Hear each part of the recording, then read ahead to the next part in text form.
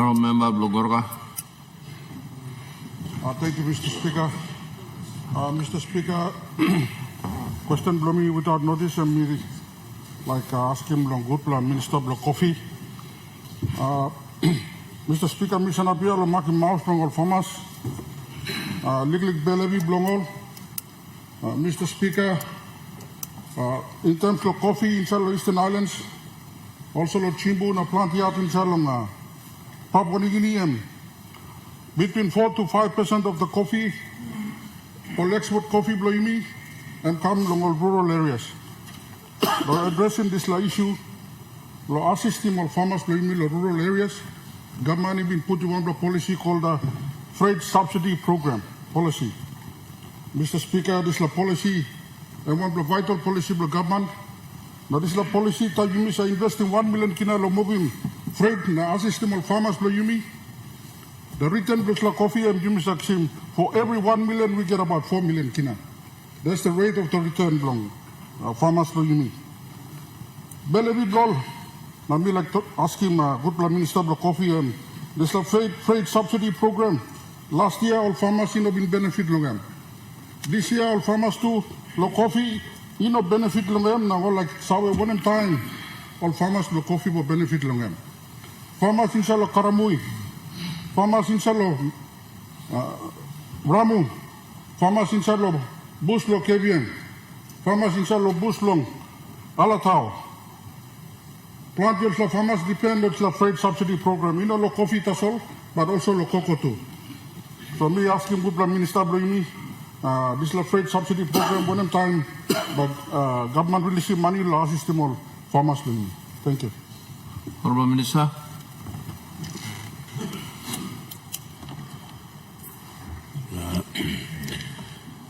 Thank you, Member Bloyumilo Koroka. No, this is a good question. Before me answering this question, me taking this time. No, welcome you, Speaker, back to the chair. It's always good to see you there and directing all the traffic in this house. So, thank you. But back to the question. It's a very good question, and coffee, as we all know, supports about 450,000 households in this country. That's about 3 million individuals we're talking about. Coffee used to be the leading agricultural export in our country, but unfortunately, we say the oil palm has taken over. But one point that I want to make today is that the retention rate from oil palm. Who owns this industry, and how many of our people are benefiting from oil palm directly? Do we own that industry or not? So as a minister for this commodity, coffee, I think coffee, we are still leading in this country.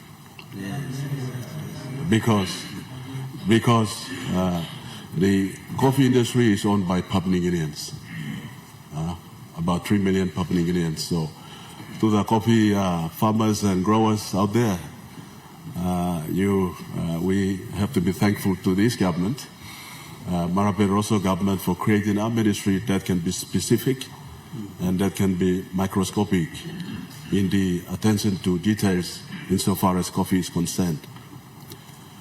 Whilst I would have loved to have been given a prior notice on this question, but let me try and answer in the best ability that I can. But the freight funding that the good member is referring to is parked under the Department of Agriculture. It's not parked under CIC.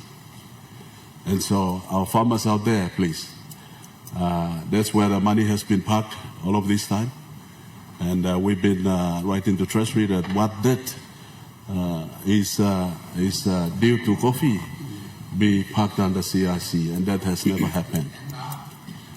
But for this year, the good news is we have, this government has been specific, has been clear on its direction for coffee, and there's a substantial increase in the budget. Yes. And as a result, there's a component for freight support as well, price support, freight support, the plantation rehabilitation. There's about 80 or 90 million. That's a big budget that this government has appropriated, and so for the freight support, good member, as you know, and as we all know, coffee is the epicenter of coffee is in Eastern Highlands. And sometimes I tend to wonder, and the questions that have been asked on this floor, on the Connect PNG program, that there are places in Eastern Highlands where 70 to 80% of our coffee come from. Similarly to well palm, to cocoa, to copra. These are the places that we need to connect them up with road. The Connect PNG program. Connect PNG program funding. Connect PNG program funding is not a funding to connect from one district to another within a province. It should never be the case. Good point. Whether that's been done or not, I'm making a point because there are a lot of coffee farmers in Eastern Highlands that have traveled. That have traveled one whole week in this particular province. And there are places and plantations and hectares of people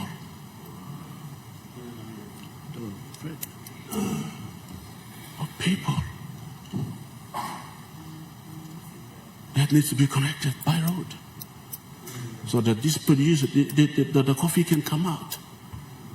It's similar to other commodity crops as well. Anyway, let me not bore you all with all the side talks. Back straight to the point. We have what we call to help our farmers this year. We got a 10 million for price support. That money under my watch will be paid directly to the farmers. Farmers, I mean smallholders and the block holders. Smallholders are the ones with 1 to 5 hectares of plantations. 1 hectare is about 3,000 trees. 1 to 5 hectares is the small farmers, smallholders. And the block holders are 6 to 20 hectares. Anything beyond that is a plantation. So for the smallholders and the block holders, the 10 million is for you. But for you to qualify, we will introduce what we call a green gold card. That card operates on a similar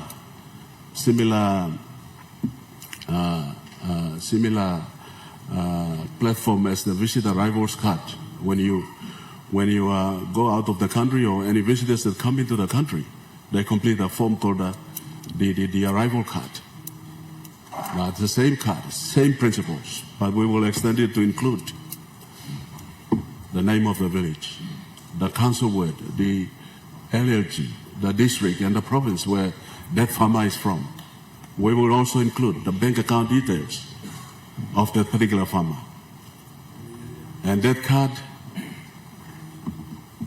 once completed and officially launched by way of our government policy, that card will be then stationed at the factories, at the wet bin and the dry bin factories around the country.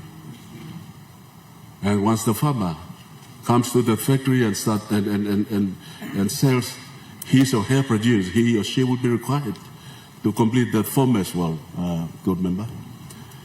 Sorry, Speaker. He or she will be required to complete that form, and that form will be kept at the factory.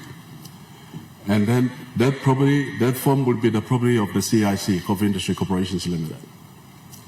Every month, that form will be remitted to the CIC. Similarly, the visit arrival cards is the immigration's property. And the Tourism Promotion Authority goes to immigration, picks up that card, the arrival card, and enters into a database. And that is how you work out the visit arrivals in this country, whether they are bona fide tourists, whether they are PNG citizens returning to the country, or whether they are visitors or visiting families and friends. Similarly, that card will be picked up, will be lodged at the CIC, and CIC will enter it into a database that we are developing. And then, at the end of each month, you get a printout of who is the real coffee farmer out there. That individual by name, by account details, by council word, by area G, by district, and by province. So we as politicians, it's a rare opportunity that's been created by coffee that we can tap into the CIC system, and then you get a printout every month and you will see who the coffee farmers are there. And this can be emulated into oil palm, into cocoa, into copra. So we would know who the real farmers are there. And these are the people that get their hands dirty. These are the people that we need to support, our Papua New Guinean citizens. Once we start to do that, you will never see our citizens on the streets selling cold water, Coca-Cola, boy, smoke. It's an eyesore. Our people must need to get back to the land. And for us in coffee, this is what we will do. And then the price support money, the 10 million that we have this year, we will know exactly who is the rightful recipient of that money. That money is not for the factory owners, export license owners, the big players in the industry. This money is for our small people in the rural communities that are involved in coffee across this country. That is the direction we are taking in coffee. And this is a paradigm shift in the way we've looked after our farmers in coffee. I am pretty sure and certain that this will work for our people. So to you coffee farmers out there, this government hasn't forgotten you. We've come up with this vehicle through which you can get double pricing for your coffee. Yeah. Because you are the ones that make your hands dirty. You mean, online place, walking honey dirty. You mean, finding good price for coffee, blow you me. This la government blow you me. And me looks how well this la pain blow you blah. So, Honourable Member, your question is in order. And I hope I am in order to answer that question.